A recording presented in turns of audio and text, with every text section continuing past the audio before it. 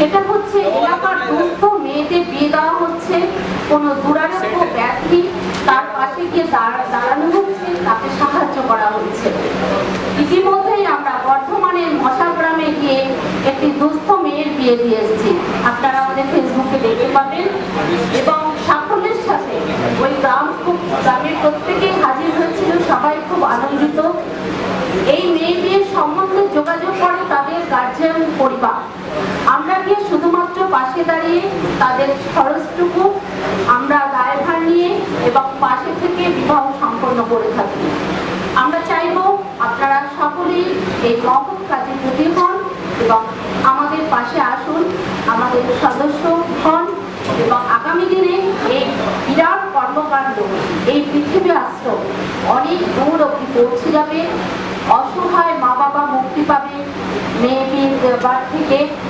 তাই আমাদের স্লোগান, মেয়ের বিয়ে বাবা মা নয়, সমাজ দেবে। গড়ে তুলুন সুদবিহীন সমাজ, বিকলাঙ্গ বৃদ্ধ বৃদ্ধাদের সাহায্য ও শ্মশান খরচ যোগাবে সমাজ। চোখ রাখুন সকাল 7টায় ওঙ্কার নিউজ চ্যানেলে। আপনারা সবাই আসুন, আমরাও সকলের সাথে রয়েছি। আমরা সকলের জন্য এই আশা রেখে আমি আমার ছোট্ট বক্তব্য শেষ করছি। নমস্কার। কথাবার্তাও হয়, কিন্তু আমাদের দেশে সমস্যা অনেক। যখন ছোট ছিলাম যে সমস্যাগুলো বড় হয়ে দেখলাম সেগুলো জোমেট্রিক রেশিওতে বেড়ে গেছে। আমরা সবাই লেখালেখি করি, কিন্তু লেখালেখি করে একটা জিনিস ভীষণভাবে এক্সপেক্ট করি যে তার সলিউশন হবে, কিন্তু বছরের শেষে দেখি যে সলিউশনগুলো হয়। সেই জন্য আমরা যেটা ঠিক করলাম, নিজের বাড়িতে আশ্রম করুন, নিজের স্কুলকে আশ্রম করুন, নিজের কলেজকে আশ্রম করুন, নিজের ক্লাবকে আশ্রম করুন, নিজের অফিসকে আশ্রম করুন। কাজটা বড় সোজা। আমরা সবাই লেখালেখি করি, মানে খবরের কাগজ কিনি, খবরের কাগজ নিজের অফিসে জমা করুন, সেটাকে বিক্রি করে একটা ফান্ড ক্রিয়েট করুন, সেই ফান্ড থেকে সাহায্য করুন। এবং যারা এখানে ছোট ছোট পত্রিকা চালান বা বড় পত্রিকা চালান, সেই পত্রিকায় লিখুন কে কোথায় কাকে কিভাবে সাহায্য করছে। 90% অফ দ্য ক্রাইম আমাদের দেশে না, সারা বিশ্বে টাকার জন্য হয়। সামান্য চুরির জন্য একটি লোককে জেল যেতে হয় এবং একটি অ্যাক্সিডেন্ট হলে তাকে ছেড়ে দেওয়া হয়। সেই জন্য আমি সাংবাদিকতা, জাজমেন্ট এগুলো নিয়ে বলছিলাম, যে চুরি করছে তাকে হয়তো আমি আটকাতে পারবো না, কিন্তু আমরা ভালো লোকেরা এক হলে অনেক বড় বড় কাজ করতে পারবো। সেই জন্য যে চুরি করছে তাকে নিয়ে আমার মাথা ব্যথা নেই, কিন্তু আমরা 300 জন যারা এখানে এসছি, সেই 300 জন এক হলে একটা পৃথিবী আশ্রম গড়ে উঠবে আমাদের এই এডিটার্স গ্রুপ থেকে। এবং আমরা এখানেও কিছু টাকা দিয়ে প্রতি মাসে কাউকে সাহায্য করতে পারবো, যাতে 3000 বা 4000 টাকার জন্য চুরি না করতে হয়, 10,000 টাকা নিয়ে কাউকে খুন না করতে হয়। তাই সব কটা বাড়িতে আশ্রম করা যায়, কোনো দেওয়াল তুলে নয়, নতুন করে ইট বালি চুন সিমেন্ট কিনে নয়, সবার বাড়িতে আশ্রম করুন, সবার স্কুলকে আশ্রম করুন। আমাদের কোনো স্কুলে গেলে একটা প্রেজেন্ট ছিল, ম্যাম বলতেন প্রেজেন্ট আছেন, আমরা বলতাম হ্যাঁ প্রেজেন্ট আছি। সমাজ কিন্তু জিজ্ঞেস করেন না আপনি আছেন কি নেই। আমাদের কোনো সামাজিক কাজকর্ম নেই। আমরা যারা ভালো কাজ করি তারা মনে করি তারা করি, যারা খারাপ কাজ মনে করি তারাও করি। যদি আমরা কিছু লোক পাড়ার একটা নিয়ম সেট করে দিতে পারি, তাহলে একটি বিয়ের সময় তার বাবাকে ঘুরতে চাইতে হবে না, যেটা মশার গ্রামে হলো। আমরা তার পাশে দাঁড়িয়ে আপনি টাকা তুলে তারা দিয়ে দিলাম। একটি স্টুডেন্ট রিক্সাওয়ালার ছেলে, সে ক্লাস 10-এ ভালো মার্কস পেল, বিকমে দিয়ে হারিয়ে গেল, তার পাশে যাতে আপনি দাঁড়াতে পারেন, আমি দাঁড়াতে পারি। 7 বছর থেকে 90 বছর সবাইকে দরকার এই যুদ্ধে। এখানে আমরা কাউকে বাচ্চা মনে করছি না, যার কি বলবো ইচ্ছে আছে হেল্প করার, সেই আমাদের মেম্বার হতে পারবে, সেই কাজটা করতে পারবে। যেন সবাইকে চাই এই মুভমেন্টে, এই বলে আমার বক্তব্য শেষ করছি। অবকাশ কিন্তু আমাদের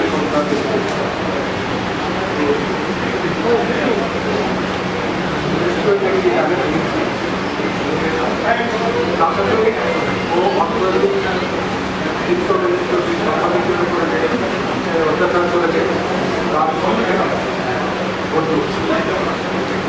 খুব সত্যি কথা বলতে যে আমরা যে গণতন্ত্রের কথা বলি, আমরা গণতন্ত্রকে বাইরে দেখতে পারি, আমরা সব বাইরে দেখতে পারি না। একটা বড় বড় স্তম্ভ, ওই স্তম্ভের উপরে দাঁড়িয়ে সাংবাদিকতা করে, সাংবাদিকতা করে আমাদের দেশে ভালো নাম খবর আছে তারা ঘুরে ধরে এবং তারা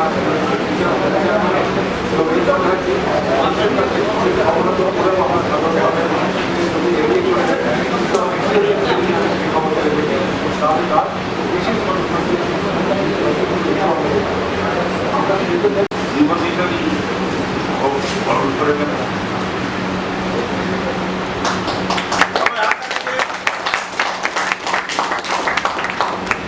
যুদ্ধপত মহাশয় ছাড়াও কলকাতা দূরদর্শনের কলকাতা দূরদর্শনের ক্রীড়াশিষ্য রূপম চট্টোপাধ্যায় বিভিন্ন সংবাদ মাধ্যমের 2-3 জন বিশিষ্ট ব্যক্তিকে আজকে আমরা সম্বর্ধনা দেওয়ার আয়োজন করেছি, কিন্তু এর মধ্যে একটি বিশেষ বিষয়বস্তু রয়েছে, utility of the media for the development of the society, সমাজের উন্নয়নের জন্য সংবাদ মাধ্যমের কার্যকারিতা।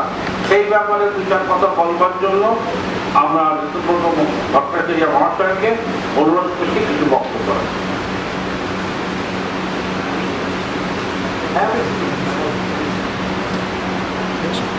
সুব্রত অধিকারী মহাশয়, তাপসবাবু এবং মঞ্চ ভূমিষ্ঠ এবং আমার আশেপাশে যারা রয়েছেন প্রত্যেকেই চিনি, আলাদা করে আর নাম বলছি না।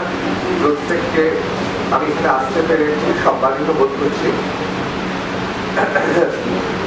সুব্রতবাবু যে শীর্ষক আলোচনা বিশেষ করে সংগঠনের পক্ষ থেকে রাখা হয়েছে, আমার মনে হয় এই মুহূর্তে এই ধরনের আলোচনা ব্যাপকভাবে দরকারটা এই কারণে সংবাদ মাধ্যম এবং সংবাদ মাধ্যমের থেকে সমাজের যে প্রত্যাশা এবং তার উল্টো দিকটা, অর্থাৎ সমাজের পক্ষ থেকে সংবাদ কর্মী বা সংবাদ মাধ্যমের যে প্রত্যাশা, এই পরিপূরক আলোচনা তখনই সম্ভব যখন সংবাদপত্র এবং সমাজের মধ্যে যে সেতু বন্ধনকারী যে নিরন্তর প্রচেষ্টা চলছে, সেই প্রচেষ্টা যদি একে অপরের পরিপূরক হয়ে ওঠে।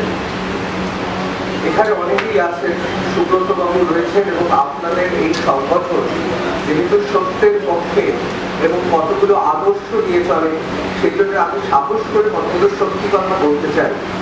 প্রথমত যে আমাদের পশ্চিমবাংলায় শুধু এখন থেকে নয়, গত 100 বছর ধরে এবং ব্রিটিশ আমলে তো বটেই, ছোট বড় বিভিন্ন সংবাদপত্রে সমাজের প্রতি যে ভূমিকা বা দায়বদ্ধতা তা পালন একেবারে উদাহরণস্বরূপ ইতিহাসে রয়েছে। আমরা এরকম অনেক সংবাদপত্রের সম্পাদক মহাশয়, ছোট ছোট কাগজ জানি যাদের আমাদের স্বাধীনতা সংগ্রামে যাদের ভূমিকা ছিল উল্লেখযোগ্য। আমরা এরকম অনেক সংবাদপত্রের নাম জানি, এরকম অনেক সংবাদপত্রের কথা জানি যারা সত্য কথা বলার জন্য তাদের হয়তো মুদ্রণ বন্ধ হয়ে গিয়েছিল, সেই কাগজকে নিষিদ্ধ করা হয়েছিল। কিন্তু এটা বলতে আমার কোন রকম দ্বিধা নেই। যে সময় এসব ঘটনা ঘটত তার অনেক বছর বাদে সাংবাদিকতার আকাশে আমরা এসেছি। আমরা খুব ভালো সময় এসেছি।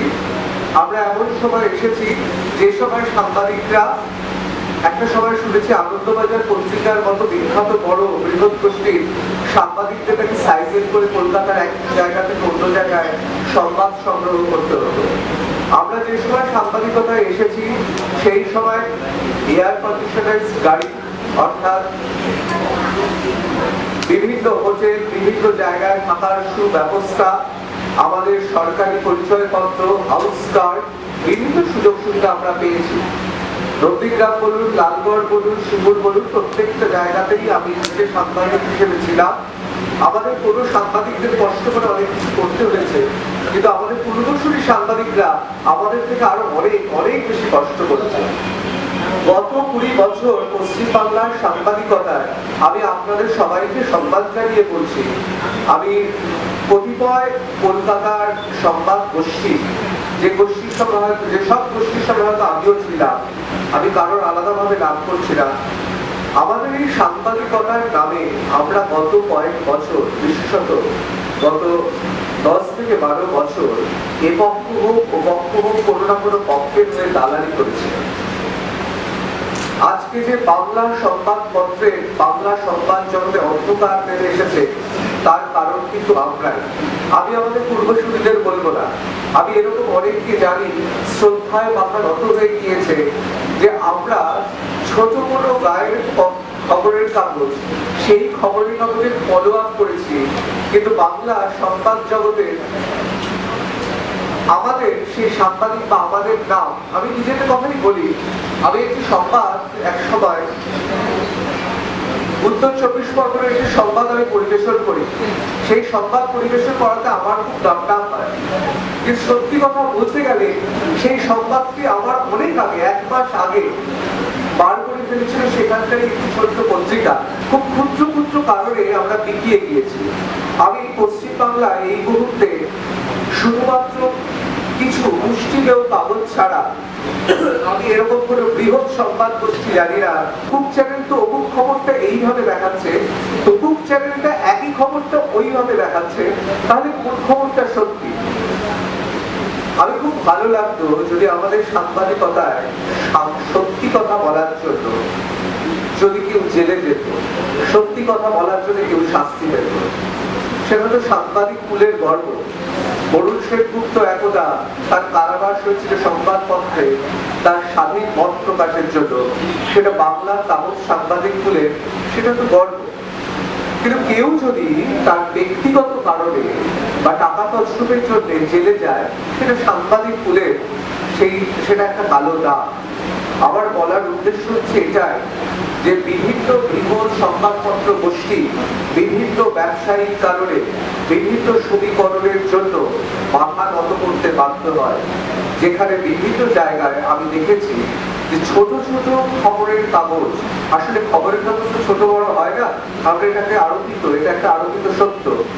একটি খবরের কাগজ হয়তো মুদ্রণ হয় 500 কপি, একটি খবরের কাগজ মুদ্রণ হয় 5 লাখ। তাই বলে যেটি 500 কপি মুদ্রণ হচ্ছে সেটি গুণমানে কখনোই গুণে বা মানে বড় কাগজের থেকে বা যে কাগজ বেশি মুদ্রিত হচ্ছে তার থেকে খারাপ হতে পারে না। এসব আমাদেরই আলোকিত করা। কিন্তু এই যে 500 কপিও কাগজ যদি এমন একজন বার করে যেটা মাথা উঁচু করে সত্যি কথাটা সত্যি ভাবে মানুষ যেটা প্রত্যাশা করে সেটা বার করতে পারে, তার কিন্তু অবদান বহুগুণ। আমার বলতে খুব খারাপ লাগছে যে এই মুহূর্তে পশ্চিম বাংলায় সংবাদ জগতে বিভিন্ন ক্ষেত্রে যারা নাম উজ্জ্বল করে রয়েছে, তার মধ্যে আমিও রয়েছি, আমি এদের থেকে বাদ দিয়ে আমার কাছে সরাচ্ছি না। তাদের থেকে বহুগুণে সৎ, বহুগুণে পরিশ্রমী, বহুগুণে ডেডিকেটেড অর্থাৎ উৎসর্গিত প্রাণ সেই সমস্ত খবরের কাগজ যারা আমি জানি যে পশ্চিম বাংলার প্রান্তে প্রান্তে তারা খবর বার করছে। সমাজের মান উন্নয়নের ক্ষেত্রে সমাজের চতুর্থ স্তম্ভ হিসেবে সংবাদপত্র এবং সংবাদ মাধ্যমের ভূমিকা অস্বীকার করা তো দূরের কথা, এই ভূমিকাটাই আমাদের সংবাদ এবং সাংবাদিকদের একটা সম্মান এনে দিয়েছে সমাজে। কিন্তু বিখ্যাত সমস্ত পত্রিকা গোষ্ঠীগুলি এবং বিখ্যাত বিভিন্ন পত্রপত্রিকা বড় পত্রিকাগুলো এখন সংবাদ মাধ্যমকে মনে করে যে যতটুকু বিজ্ঞাপন আসছে না খবরের কাগজে সেইটুকু অংশ বিভিন্ন খবরে ছড়িয়ে দেবে। আবার সেই খবরের পেছনে সমীকরণ থাকে। খুব সহজে আজকাল আমাদের কিনে নেওয়া যাচ্ছে, খুব সহজে কিনে নেওয়া যাচ্ছে। এতটা সহজে বোধহয় আগে কিনে নেওয়া যেত না। বঙ্কিমবাবুর মতো মানুষ সম্পাদক ছিলেন। আমি এমন অনেক সম্পাদকের কথা জানি যে যিনি যুগান্তর থেকে বসুমতী থেকে একের পর এক কাগজ পরিবর্তন করেছেন আপোষ করবেন না বলে।